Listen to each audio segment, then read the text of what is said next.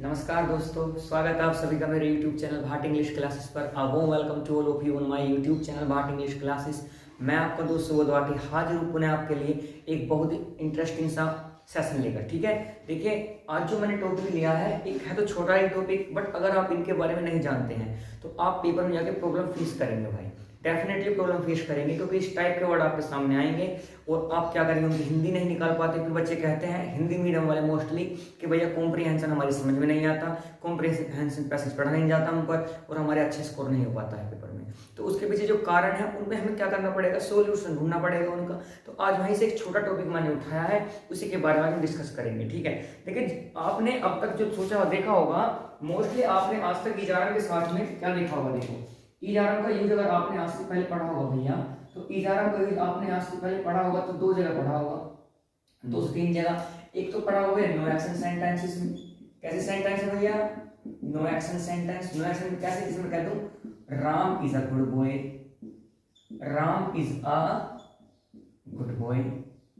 जहां हम क्या करते हैं कि सब्जेक्ट की क्वालिटी के बारे में बात करते हैं, है ना, उसके गुण दोषों के बारे में बात करते हैं, उसकी सिचुएशन उसकी कंडीशन के बारे में बात करते हैं। इस टाइप के सेंटेंस अगर नो एक्शन होते हैं तो उन्हें दिखाने के लिए हम किसका यूज करते हैं, इजारा का यूज करते हैं सिंपली। एक आपने इजारा कहाँ पढ़ा होगा, दूसरा यूज आपसे आज से पहले आपने इजारा का पढ़ा होगा। कहाँ पे पढ़ा होगा भैया, एक यूज आपने इजारा का पढ़ा होगा भैया प्रेजेंट कॉन्टिन्यूअस टेंस में। कौन से टेंस में पढ़ा होगा भाई, प्रेजेंट कॉन्टिन्यूअस टेंस में पढ़ा होगा। वहां पे आप कैसे पढ़ते हैं प्रेजेंट कॉन्टिन्यूअस के साथ में, इसमें आप इनके साथ भैया आईएनजी वाली फॉर्म लगाते हैं, वर्ब की फोर्थ फॉर्म बोलते हैं, या वर्ब की फर्स्ट फॉर्म में आईएनजी लगाते हैं। जैसे एक सेंटेंस में आपको सामने लिखता हूं, मैंने कहा Ram is going to market. Ram बाजार जा रहा है। इसका मतलब जब भी हमारा काम कोई प्रेजेंट में कंटिन्यूअस होता है तो हम इज आर लगाते हैं, और इसके साथ कौन सी फॉर्म आती है, वर्ब की फोर्थ फॉर्म आती है।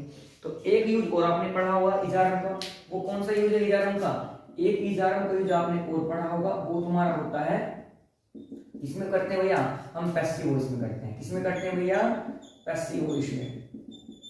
पैसिव वॉइस में जो प्रेजेंट कॉन्टिन्यूअस का पैसिव वॉइस बनाते हैं हम। जैसे सेंटेंस में लिखता हूं, जैसे मैं कह दूं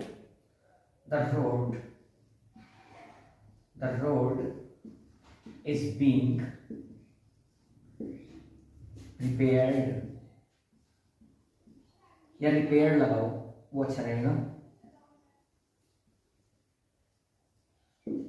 The road is being repaired, इसका मतलब क्या, रोड बनाई जा रही है। ये तुम्हारी पैसिव लैंग्वेज है भैया। ठीक है, तो हम तीन तरह से आपसे आज से पहले आपने पढ़ा होगा यार करीब, या तो नो एक्शन सेंटेंस में होता है सब्जेक्ट की क्वालिटी बताने के लिए, या आप क्या करते हैं प्रेजेंट कॉन्टिन्यूअस में यूज करते हैं जब आप किसी काम को चलता हुआ दर्शाते हैं, दिखाते हैं। और एक आपने इसका पढ़ा होगा प्रेजेंट कॉन्टिन्यूअस का पैसिव इसमें करते हैं, जहां इसके साथ is RM plus being plus verb की थर्ड फॉर्म लगती है।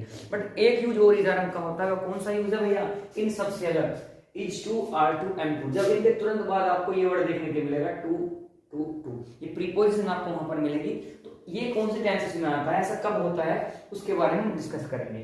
तो ये तो आप पहले से ही जानते होंगे, आई होप सो, मैं ऐसा उम्मीद करता हूं। चलिए मैं इसे मिटाता हूं।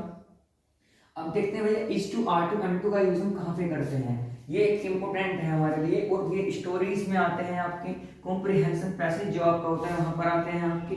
और अगर आपको नहीं पता तो आपको दूर तक डैमेज करते हैं। ठीक है, और आपके फिलर्स में भी इस टाइप के सेंटेंस आ जाते हैं, जो फिलर आते हैं ना, फिलर्स में भी आते हैं। अगर आपको नॉलेज नहीं है इनके बारे में तो फिर आप डैमेज हो सकते हैं भाई, आप गलती करके आओगे या छोड़ के आओगे पेपर में। तो चलिए देखते हैं, जब भी कभी आपको देखो is to are to am to के बाद अगर आप कभी भी इज आर एम, अगर इनके तुरंत बाद आपको टू देखने के लिए मिलता है, ध्यान रखना इस तरह की फॉर्म होगी।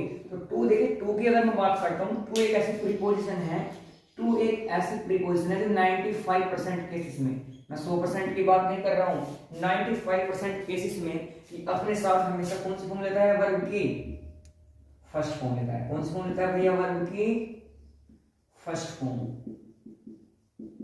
95% केसेस में वर्ब की फर्स्ट फॉर्म लेता है। कौन से 5% में नहीं लेता उसके लिए एक अलग से वीडियो बना दूंगा। ठीक है, आप टेंशन मत ले इस बात को लेकर। तो ध्यान रखना, टू के बाद हमेशा मोस्टली 95% केसेस में क्या आता है, वर्ब की फर्स्ट फॉर्म आता है। इसका मतलब जब भी कभी आपको is to are to am to मिलेगा, इसके तुरंत बाद कौन सी फॉर्म मिलेगी, वर्ब की फर्स्ट फॉर्म। और आपने एक बात पहले से पढ़ रखी होगी, आई होप सो, कि अगर टू और प्लस वर्ब की फर्स्ट फॉर्म कभी भी मिलते हैं तो ये एक नए वर्ड का जन्म कर देते हैं, उसे हम बोलते हैं इन्फिनेटिव। क्या बोलते हैं भैया? इन्फिनेटिव। इसके बारे में आप जानते होंगे, इन्फिनेटिव के बारे में। नहीं जानते हैं तो अब बहुत सारे सेशन पढ़ेंगे इंग्लिश का भी, एक मैं बेसिक से भी इंग्लिश का सीरीज लेकर आऊंगा, बिल्कुल जीरो लेवल से आपको पढ़ाऊंगा। बेफिक्र रहो, टेंशन मुक्त रहो। फिलहाल अभी नहीं, उसे स्टार्ट करेंगे थोड़े दिन बाद। अभी फिलहाल आप ऐसे ही जो इंपॉर्टेंट आपके एग्जाम के लिए हैं वो पढ़ो, ठीक है। तो देखिए भैया, अगर इस टाइप की फॉर्म मिलती है तो ध्यान रखना, टू के बाद वर्ब की फर्स्ट फॉर्म आएगी और टू प्लस वर्ब की फर्स्ट फॉर्म में किसका जन्म देते हैं भैया?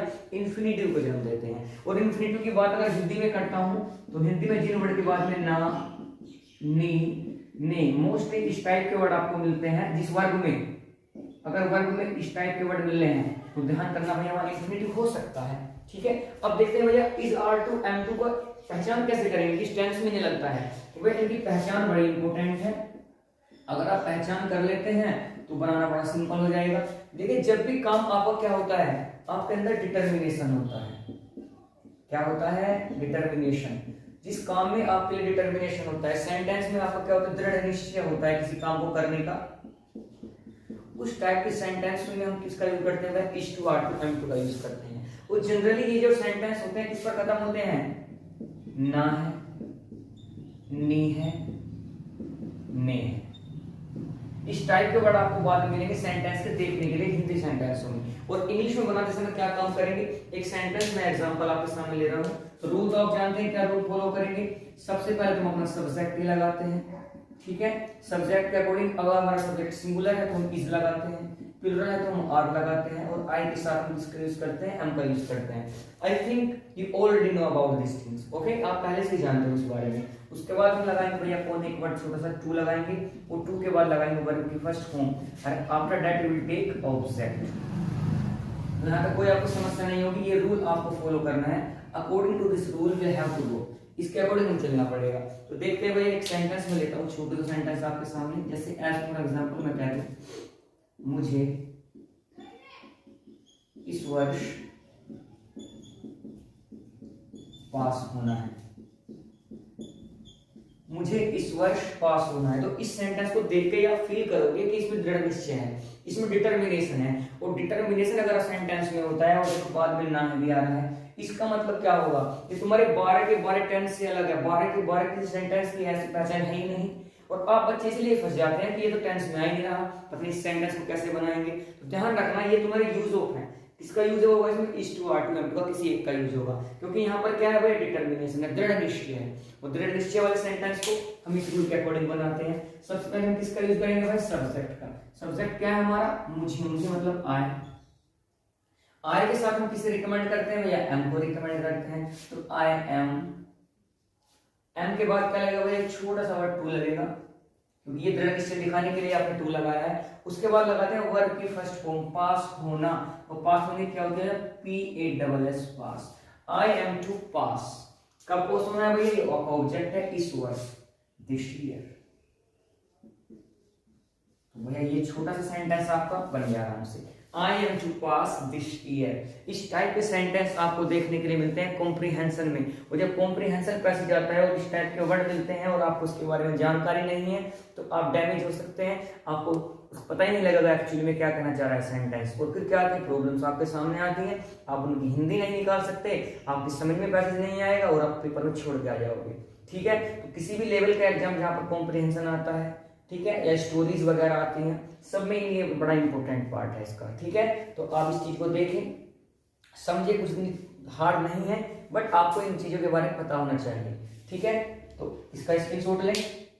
चलिए, तो भैया उम्मीद करता हूँ आपको ये बातें समझ में आई होंगी, जो मैंने आज पढ़ा है वो आपको समझ में आया होगा, ठीक है।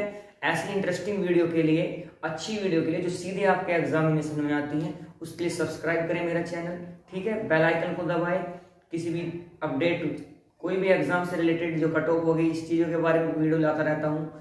सब चीज़ों के लिए आपको यहाँ पर वीडियो मिलेंगे और इंग्लिश से रिलेटेड मटेरियल सब कुछ आपको मिलेगा किसी भी एग्जामिनेशन के लिए। तो डरने की जरूरत नहीं है, बस आपको इतना करना है, मेरे चैनल को सब्सक्राइब करना है, press the bell icon for latest upcoming video. सबके सब वीडियो के लिए आपको भैया क्या करना है? सब्सक्राइब करना है मेरा चैनल। तो चलिए, आपसे विदा लेता हूँ, फिर जल्दी आपसे मुलाकात करें किसी और टॉपिक के साथ। तब तक के लिए बाय, खुश रहें, ख्याल रखें अपना, हैव अ गुड डे।